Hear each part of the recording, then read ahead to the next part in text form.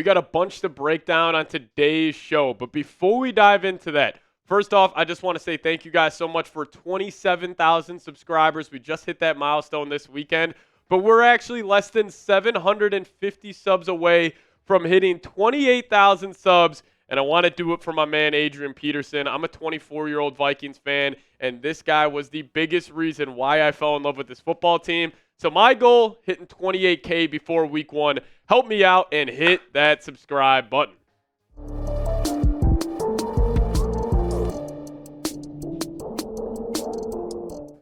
What's going on, guys? My name is Patrick Siepman, and welcome in. So coming up on today's show, we have a massive update around the Stephon Gilmore visit, which is actually going down right now. And Kevin O'Connell talked about signing the veteran cornerback. Then also J.J. McCarthy. Should he start week 1? Should the Vikes start Sam Darnold? I am making a stance on today's show on who I think should be QB1 versus the New York Giants. Then also Juju Smith-Schuster. He was cut from the New England Patriots last week. Should the Vikings sign him as wide receiver 3? I'll give you guys my thoughts, but a little teaser to that. I think it would be a bad idea. But let's get you guys an update around Stephon Gilmore. As we speak right now, Gilmore is in Minneapolis, and he is visiting with the Minnesota Vikings, as this would just be the cherry on top, in my opinion, to a great weekend to be a Minnesota Vikings fan. J.J. McCarthy lit it up. Dallas Turner lit it up. Will Reichard had a game-winning field goal. The Vikings won their first preseason game since 2019. And now we may be bringing in one of the better cornerbacks in the NFL. And listen, he would be a huge addition to this cornerback room. The one biggest negative I had from the Raiders game was this cornerback group. I thought Byron Murphy had a rough outing, especially on that first drive. Got beat on Jacoby Myers a couple times. Had a couple missed tackles as well.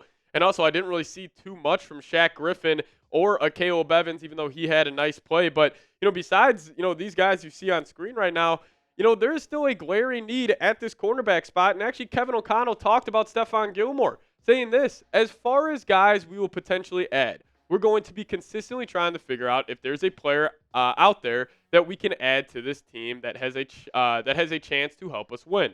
And I've had a ton of respect for Stephon Gilmore's career playing against him. This is a guy that's done it at a really high level for a long time.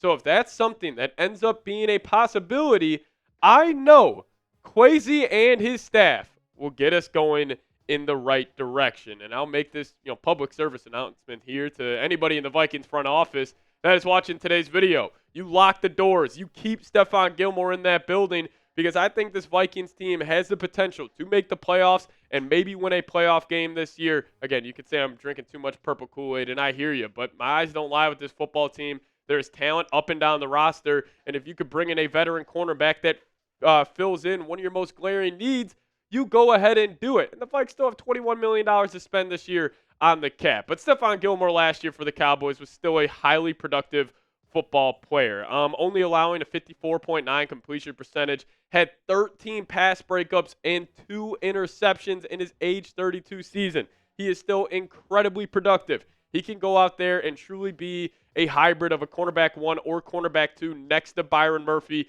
I think if there's any free agent out there that I would sign right now, it is Gilmore, and it is by a wide margin. And my take on Gilmore is, he's already familiar with what Brian Flores likes to do. He won his Defensive Player of the Year award in 2019 with Brian Flores on the staff with the New England Patriots. And he is a guy, even though, I anticipate this deal to get done very shortly, maybe today, maybe tomorrow morning. But to say, even if he does sign like 3 days before week 1 versus the New York Giants, he will already know the system, and he can be productive right away. And, listen, my biggest takeaway from the Raiders preseason game is that the Vikings, as it stands right now, just calling a spade, might have one of the worst cornerback groups in the NFL. It's not deep. It doesn't have top-end talent, and they don't really have a lot of leadership in that group. I mean, even Byron Murphy, as he's the veteran, he's still 26 years old, and he hasn't proven himself like a guy like Stephon Gilmore. But also the part about signing Gilmore that I love so much is the leadership he will bring to this locker room. Just think about the smart minds in that secondary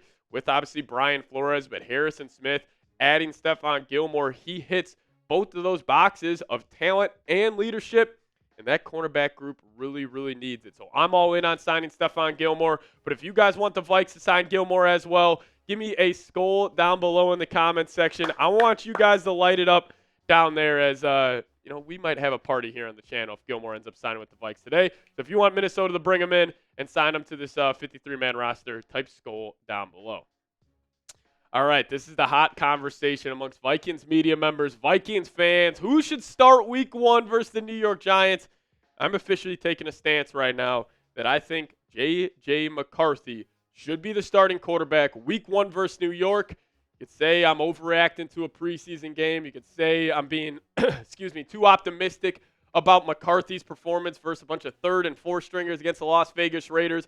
But my eyes don't lie with him, and I think he's the real deal. Now, I got 5 reasons why I should start. Number 5, the C.J. Stroud example. Now, I think this was an outlier in terms of rookie quarterback years. No other quarterback has came in year 1 besides C.J. Stroud or Brock Purdy and led their team to the success as those two did the past 2 seasons. However, I think with these younger quarterbacks coming out, just going back to their high school days and even their middle school days, they're just getting a lot more reps. Like if you go look at high school football, even when I was there back in 2014 to 2018, I would probably say 90% of the teams in the country were run-first teams. But nowadays, we're seeing such an inflection of pass-heavy offenses in high school. It just leads to more reps for these quarterbacks and wide receivers, and that's why I really do believe we're seeing these guys start hitting at a higher rate early on in their career. Number 4 for me, and I put this as rally the troops. And this is not a shot at Sam Darnold either. Like, Sam Darnold played great in his one drive versus the Raiders' first string. Don't want to take that away from him. But I think there is a sense of, aura and swagger around McCarthy where when he's the quarterback in that huddle, like, I just feel like the guys are just rallying around him a little more than they would Sam Darnold. I still think they would play hard for Darnold. Like, there's no doubt about that. This is not me diminishing him. Just more me looking at JJ and seeing what he brings to the table. I think the other, 10 players on this offense, if he's the one in the huddle, I think they got a little more confidence rolling in with him. And number 3 for me, the Vikings can compete. And it gets me back to this.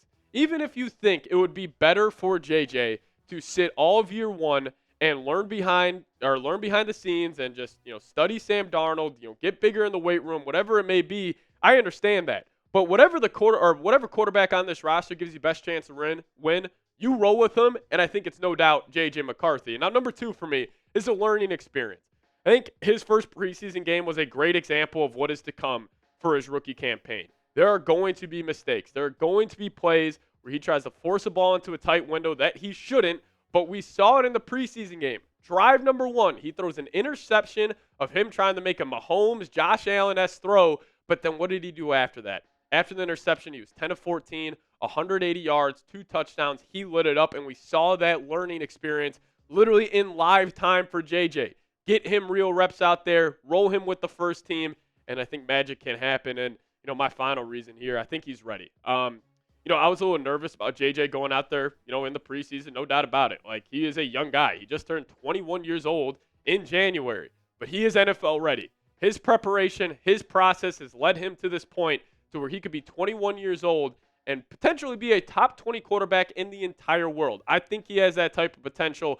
I understand you could also make the argument that you can't start JJ and go to Darnold, and you do have the ability to start Darnold and then go to JJ. I hear all that, but I think this Vikings team is talented enough, and I would roll out JJ for all 5 of those reasons. But you guys disagree with me. I fully anticipate a lot of disagreement down in the comment section, and I am welcoming that because I don't have a strong stance on this. That's just personally what I would do. But if you guys disagree with me, type of 14 down below and also give me your reasoning on why.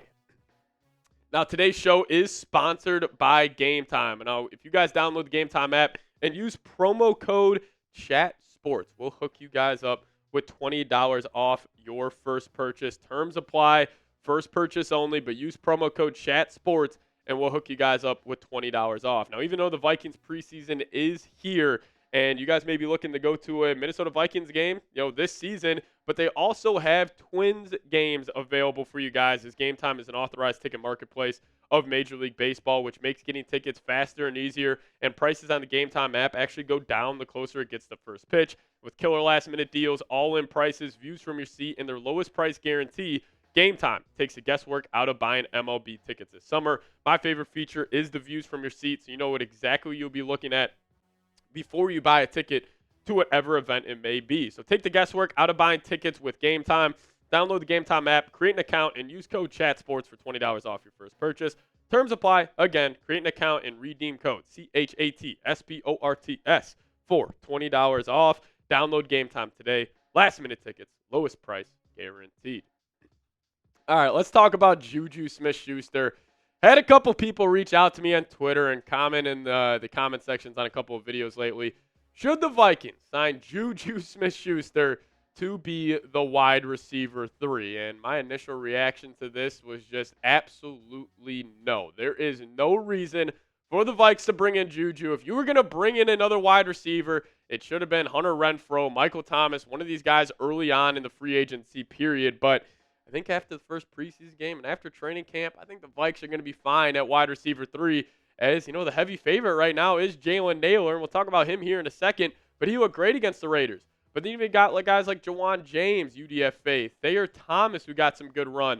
You know, Trent Sherfield caught a touchdown. Tristan Jackson lit it up. And you still even got a guy like Lucky Jackson and Brandon Powell. But, you know, I think the Vikes are going to roll out Nailor as wide receiver 3 this season.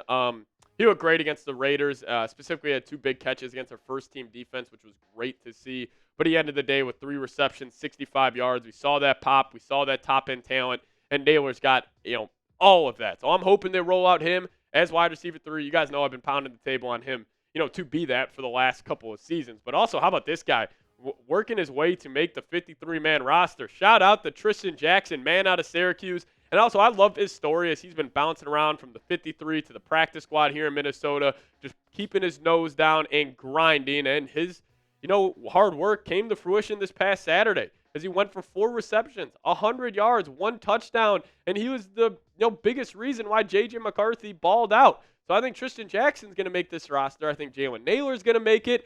And a guy that could potentially get cut, who a lot of people had as the favorite to make the 53, Brandon Powell might not be on this team because you're keeping Addison, you're keeping Jefferson, Nailor, Tristan Jackson I think will make it. And I think they even go a guy like Jawan James, and I think they're only going to keep 5. So Brandon Powell maybe looking on the outside, or maybe on the outside looking in of this 53-man roster, so he could get cut. But overall, I just think Juju would be a waste of time for our Vikes. If you guys predict it for me, I'm assuming I'm going to see a lot of speedy Nailors down there in the comments section. But you guys let me know who will be wide receiver 3 for the Vikings this upcoming season.